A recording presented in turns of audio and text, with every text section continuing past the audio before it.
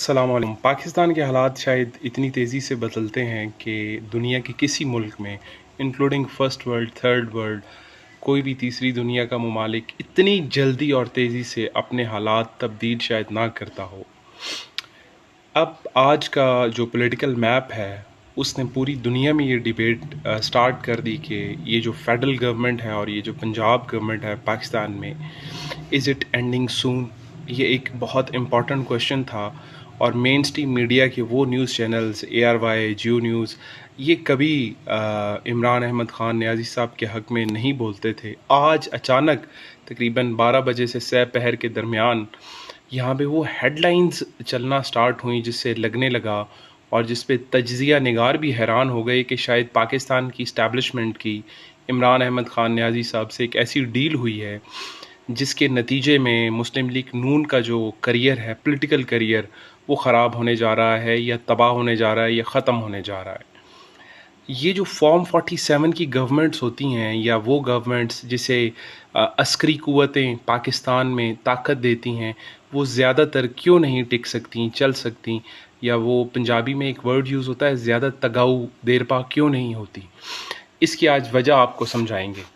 जनाब, होता कुछ यूँ है कि पाकिस्तान में मुशर्रफ साहब की गवर्नमेंट से लेकर आज तक अगर आप अवामी बयानिए पे ना चलें और अवामी सहूलियात का फुकदान हो, चाहे आपकी पॉपुलैरिटी आसमान से ही क्यों नहीं बातें कर रही, आप दुनिया के दो ममालिक की सुलह करवा रहे हैं, आप इकॉनमी को एक अच्छी डायरेक्शन में लेके चल रहे हैं, लेकिन अगर आप मैसेज में लोअर मिडिल क्लास में गैर मकबूल हैं जो कि आपके ख़िलाफ़ डंडे और सोटे लेकर सड़कों पर निकल सकते हैं, तो यकीन रखिए कि आपके दिन जाने के बहुत नज़दीक आ चुके हैं। कुछ ऐसा होता है कि जन जी के एहतजाज की ख़बर मोहसिन नकवी साहब ब्रेक करते हैं और कहते हैं कि शायद कॉकरोचेस जो हैं वो पाकिस्तान में आ गए और पाकिस्तान को तबाह बर्बाद कर देंगे और सिस्टम लपेट देंगे। 26वीं आइनी तरमीम पे हुकूमत की दोनों जमातें including Pakistan Peoples Party, Parliamentarians और Pakistan Muslim League Nawaz, they are not agreed on 26th amendment, और इसके बाद इस्टेब्लिशमेंट के साथ एक एतमाद का फुकदान पैदा होता है और ये दोनों पार्टीज़ बल्दियाती नुमाइंदों को लाने की कोशिश कर रही हैं, लेकिन शायद इनके जाने की डेट मुकर्रर हो चुकी है।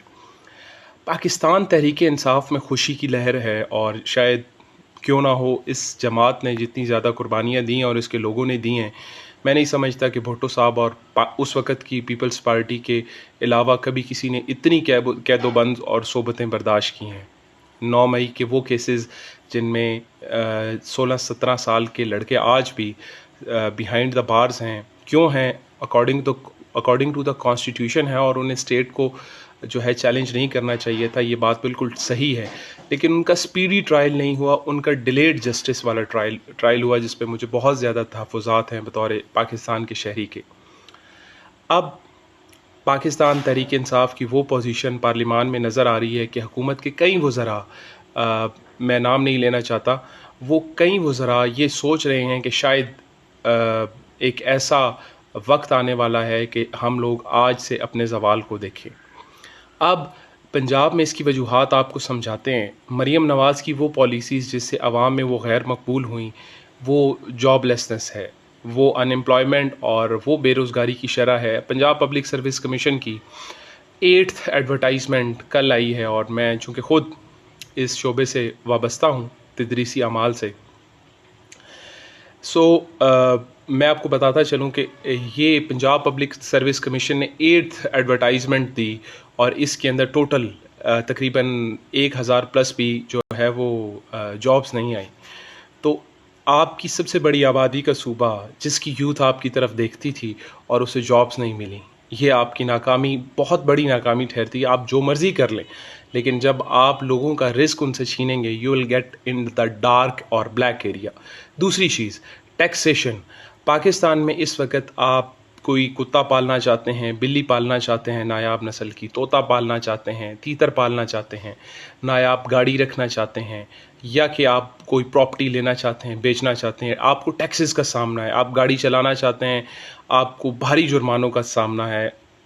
कुछ केसेस में तो 2% of the entire value of the vehicle भी आपको देखनी पड़ सकती है। तो इस माहौल में آپ میسز سے یہ امید کرتے ہیں کہ ان میں آپ کا گڈ ول جیسچر ڈیولپ ہوگا، ہرگز نہیں ہوگا۔ تیسری جو بہت امپورٹنٹ وجہ تھی وہ یہ تھی کہ آپ نے پبلک سینٹیمنٹس کو کبھی جو ہے ویلیو نہیں کیا۔ آپ نے جہاز خریدا اور آپ کی مریم اورنگزیب جو کہ منسٹر ہیں، انہوں نے کہا کہ جی ہاں بھائی خریدا ہے جہاز، this will give you the end of a journey.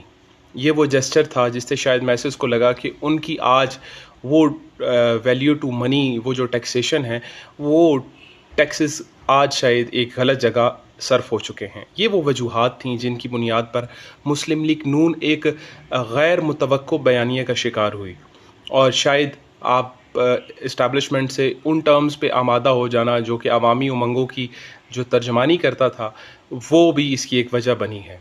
اب دیکھتے ہیں آگے پولیٹیکل میپ کیا آ رہا ہے، لیکن آج ایک سیاسی جماعت کے لیے مشکل وقت کا آغاز ہوا چاہتا ہے۔ تھینک یو، اسٹے بلیسڈ، اللہ حافظ۔